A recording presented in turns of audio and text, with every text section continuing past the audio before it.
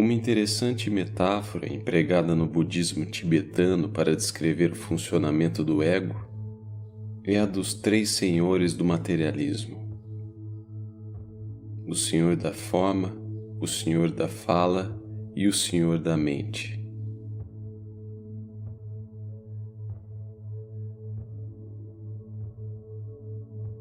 A compreensão do ego é fundamental. Então, vejamos o funcionamento do ego como os três senhores do materialismo. Primeiro, o senhor da forma.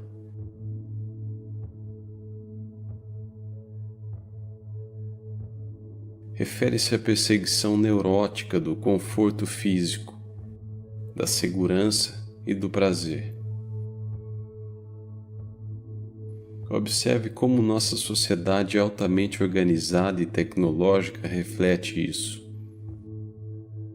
Elevadores acionados por botões, carne empacotada, ar-condicionado, privadas com descarga de água, satélites meteorológicos, luzes fluorescentes, televisão e todas as várias tentativas de criar um mundo confortável, seguro, previsível e prazeroso.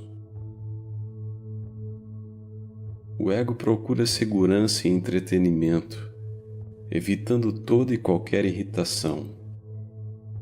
Desse modo, agarramo-nos aos nossos prazeres e propriedades, tememos mudanças ou forçamos mudanças na tentativa de uma satisfação inalcançável.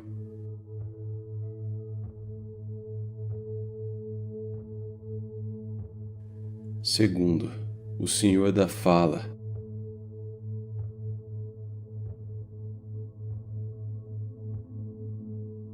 É sobre a aplicação intelectual no mundo.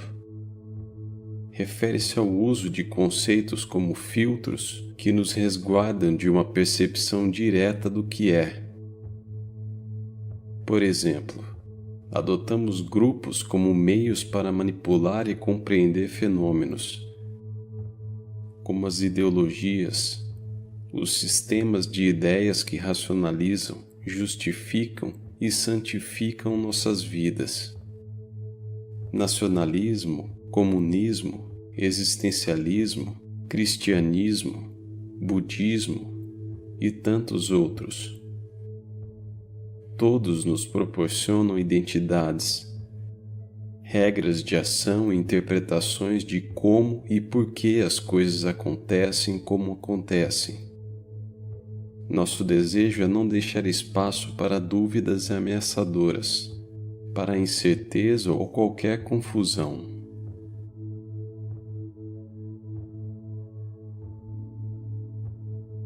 E por último, o senhor da mente.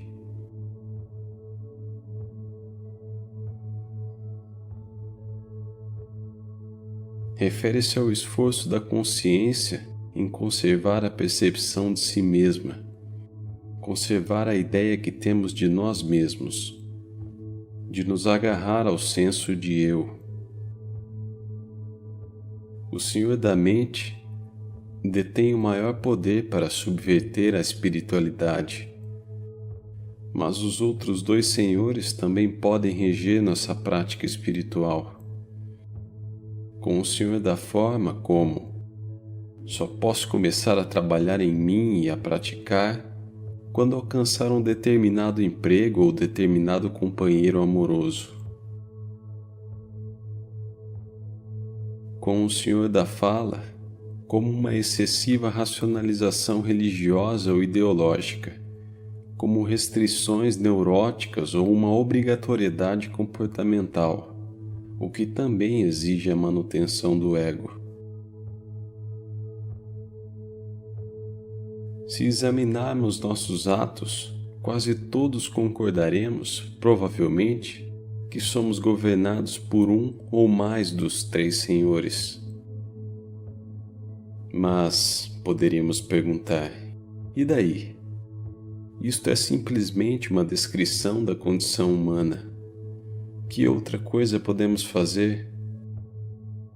Os três senhores parecem poderosos demais para serem derrubados, e não sabemos com o que poderíamos substituí-los.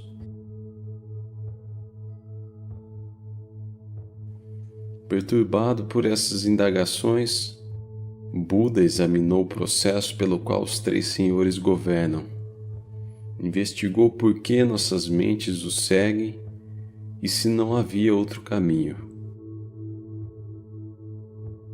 Descobriu que os três senhores nos seduzem, criando um mito fundamental, o de que somos seres concretos.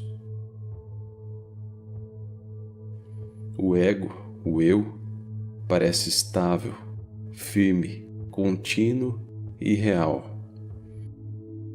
Todavia, o mito, em última análise, é falso, uma imensa fraude e a raiz de todo o nosso sofrimento.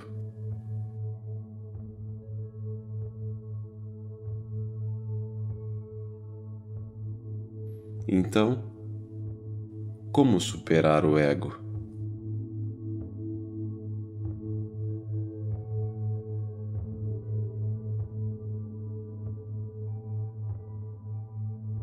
Para fazer essa descoberta, Buda precisou romper as defesas muito complexas erguidas pelos três senhores, com o fim de impedir que seus súditos descobrissem um engano fundamental que é a origem do poder deles. Não poderemos, de maneira alguma, livrar-nos do domínio dos três senhores, a menos que nós, também, cortemos e atravessemos camada por camada as suas complexas defesas. As defesas dos senhores são criadas com o material das nossas mentes, que eles utilizam para preservar o mito básico da solidez.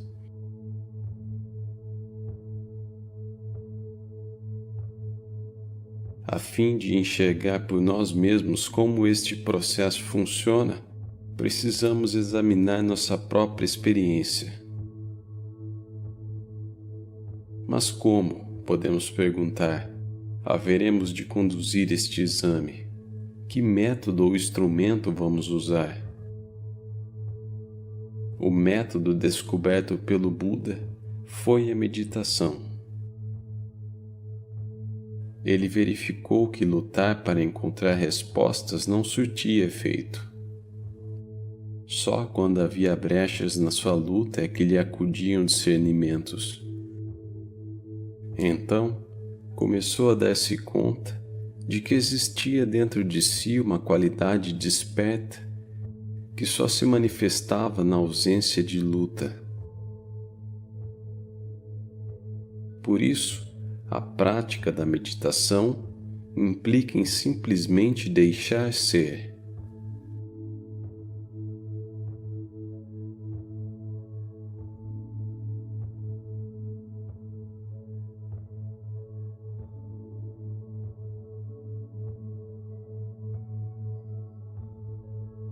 A simplicidade da meditação significa apenas experimentar o instinto de macaco do ego. Enquanto você está meditando, todos os tipos de pensamentos surgem. Você não acha seus pensamentos ameaçadores ou particularmente úteis. Esse tráfico de pensamentos e a verborragia de sua mente são simplesmente parte da tagarelice básica que ocorre no universo. Apenas deixe passar.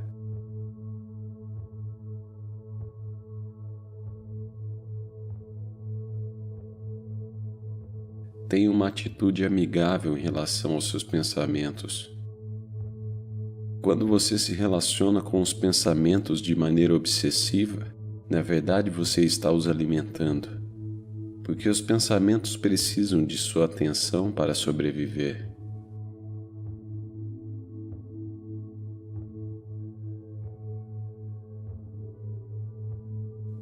quando você começa a prestar atenção a eles e a categorizá-los, eles se tornam muito poderosos. Você está os alimentando com energia porque você não os vê como simples fenômenos. Se alguém tentar acalmá-los, essa é outra maneira de alimentá-los. Portanto, deixe o fenômeno acontecer. Que os fenômenos se tornem tolos por si próprios. Esse é o método.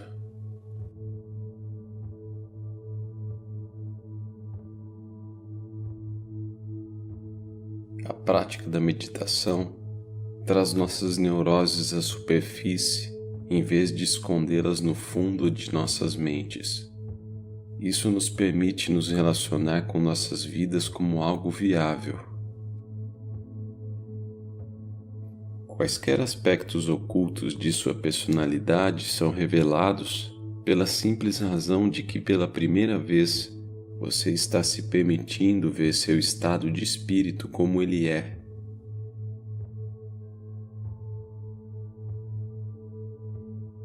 A meditação não deve ser considerada um processo de aprendizagem. Deve ser considerado um processo de experimentação. Você não deve tentar aprender com a meditação, mas deve tentar senti-la. A meditação é um ato de não dualidade. A técnica que você está usando não deve ser separada de você. É você. Você é a técnica. O meditador e a meditação são um. Não há relacionamento envolvido.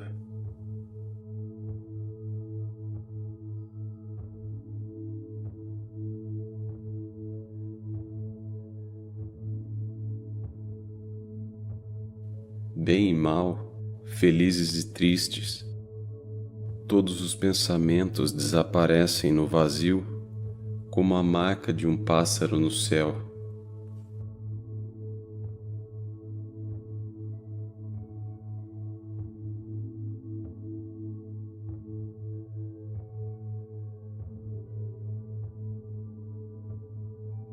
A meditação é uma maneira de permitir que os bloqueios da mente se agitem.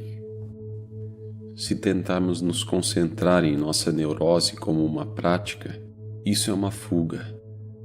E se tentarmos suprimi-la, isso também é uma fuga. Portanto, o processo é relacionar-se com a neurose como ela é, em sua verdadeira natureza, em sua real simplicidade. Então começamos a fazer algum progresso.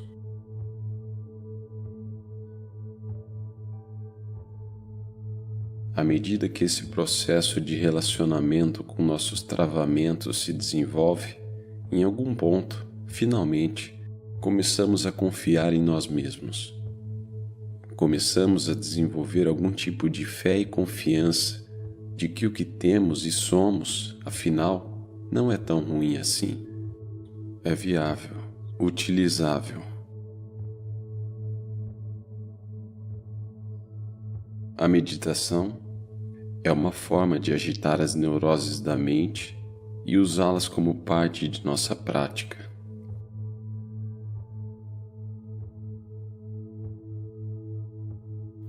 Às vezes, tocamos em um ponto muito doloroso onde somos quase tímidos demais para olhar para ele. Mas de alguma forma, ainda temos que passar por isso. E ao entrar nisso, a pessoa finalmente consegue um verdadeiro comando de si mesma. Pela primeira vez, a pessoa obtém um conhecimento completo de si mesma. Qualquer confusão que você experiencie contém automaticamente a essência da sabedoria. Portanto, assim que você detecta a confusão, é o início de algum tipo de mensagem. Ao menos você consegue ver sua confusão, o que é muito difícil. Normalmente as pessoas não percebem a confusão. Portanto, ao reconhecer sua confusão, você já está em um nível bastante avançado. Portanto, você não deve se sentir mal com isso. Você deve se sentir bem com isso.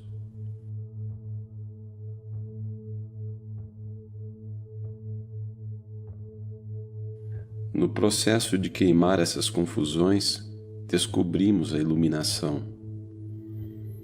Se o processo fosse diferente, o estado de espírito desperto seria um produto dependente de causa e efeito e, portanto, sujeito à dissolução.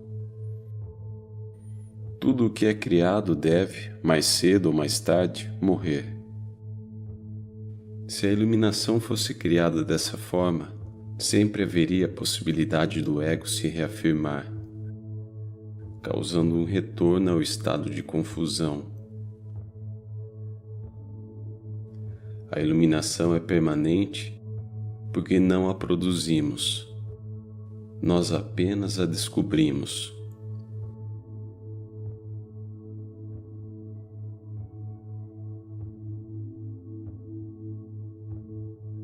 O caminho da verdade é profundo, e também o são os obstáculos e possibilidades para o auto-engano. O que é necessário é o constante desmascarar da estratégia do ego. A ideia não é considerar o caminho espiritual como algo muito luxuoso e prazeroso, mas apenas encarar os fatos da vida. A espiritualidade não existe em outro nível diferente da vida comum.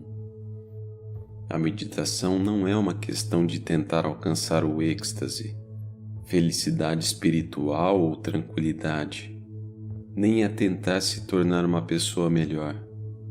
É simplesmente a criação de um espaço, no qual somos capazes de expor e desfazer nossas neuroses, nossas autoilusões, nossos medos e esperanças ocultas.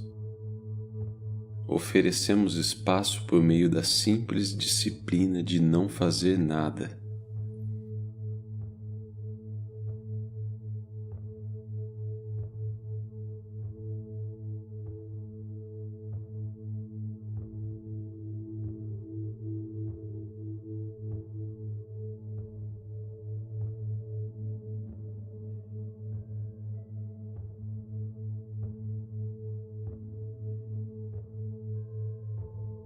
Na verdade, não fazer nada é muito difícil.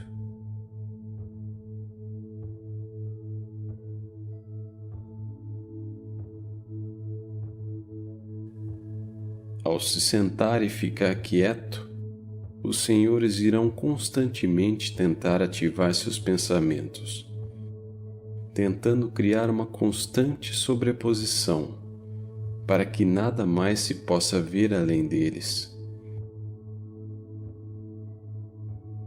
Ao reconhecer e desmascarar essa estratégia, os senhores então agitam emoções para nos distrair. A qualidade excitante, colorida e dramática das emoções nos prende a atenção como se estivéssemos assistindo a um filme muito envolvente.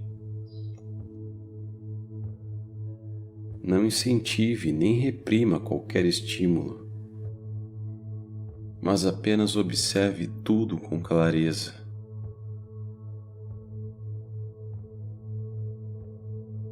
Quieto, reconheça isso.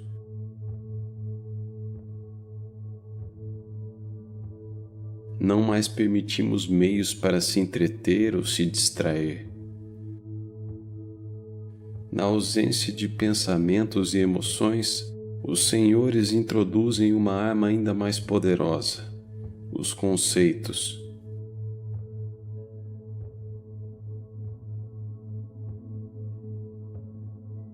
A rotulação dos fenômenos cria a sensação de um mundo sólido e definido de coisas. Um mundo estável reassegura que somos igualmente uma coisa sólida. O mundo existe e, portanto, eu, que o percebo, também existo. A meditação implica ver a transparência dos conceitos e de si mesmo.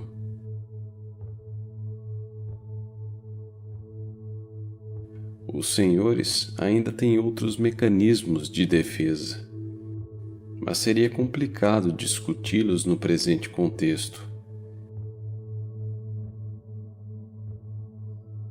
Mediante o exame dos seus próprios pensamentos, emoções, conceitos e demais atividades mentais, Buda descobriu que não há necessidade de lutar para sermos livres.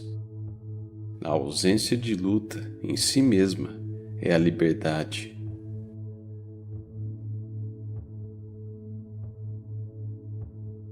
Este estado desprovido de ego é a realização da natureza búdica.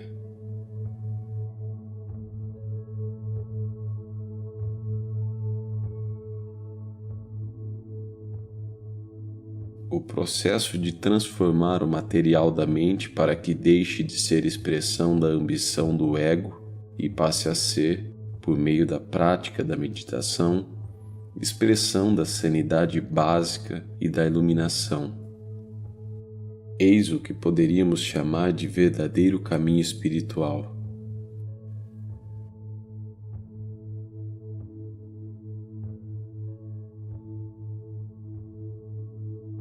A crença equivocada num eu, ou o ego, é simplesmente uma mente confusa que tende a se ver como uma coisa sólida, em funcionamento, mas que na verdade não passa de um conjunto de tendências e eventos.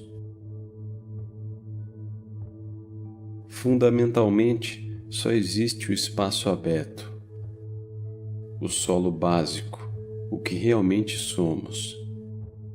É esse o estado primordial de nossa mente, antes da criação do ego. Pouco a pouco, as coisas se desenvolvem a partir desse ponto.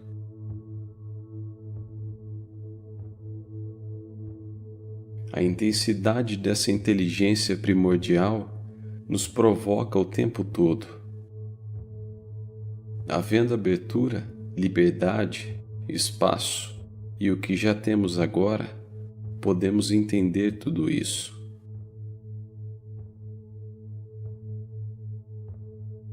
Lutando continuamente em nossa intrincada existência e profundamente envolvidos em nossas alucinações, realmente não podemos sentir nada de maneira adequada. Aí está o problema. Precisamos parar. Esse é o primeiro passo. O ponto principal é que já possuímos a inteligência básica que brilha através da nossa confusão. É como o sol que brilha através de espaços entre as nuvens. Quando consentimos numa pausa, chega-nos, espontaneamente e intuitivamente, a compreensão de como proceder no caminho.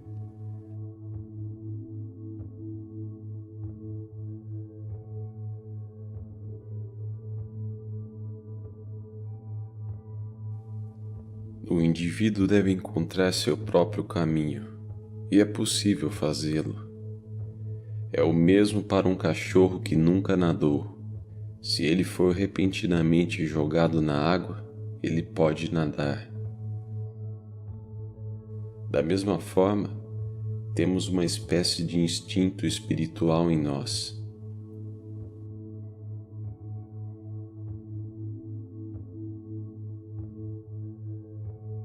Assim foi a experiência do Buda.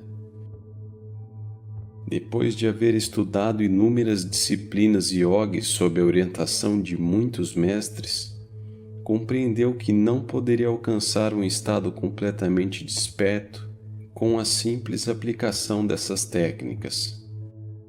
Por isso se deteve e decidiu trabalhar em si mesmo, nele, da forma como ele era.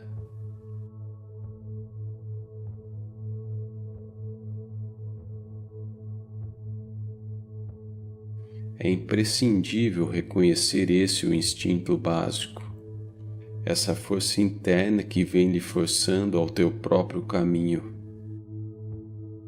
Esse reconhecimento nos proporciona a devida inspiração para os próximos passos.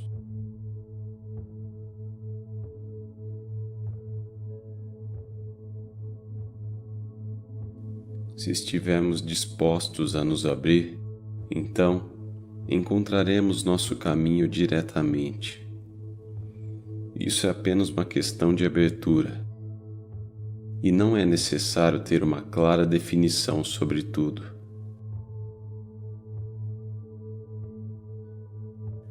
É necessário dar, abrir, sacrificar o ego, morrer e não participar do próprio velório.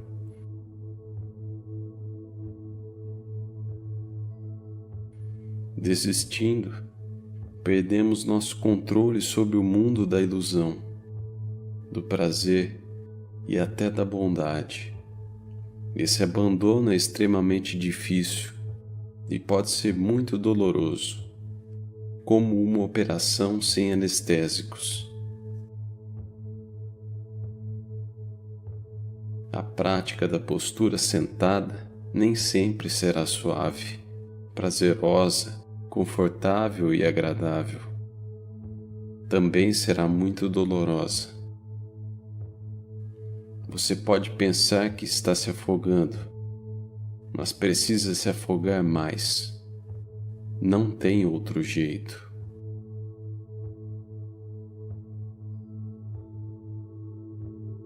A má notícia é que você está caindo no ar.